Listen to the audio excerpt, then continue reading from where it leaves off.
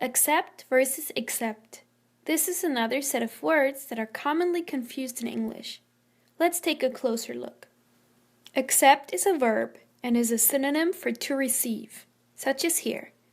I accepted all my birthday gifts with gratitude.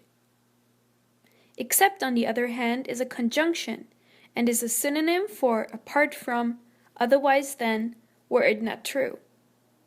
When Susan travels, she packs everything except the kitchen sink. Remember that accept is a verb, meaning to receive, and accept is a conjunction, meaning apart from.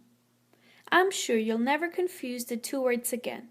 That's it for today. See you next time.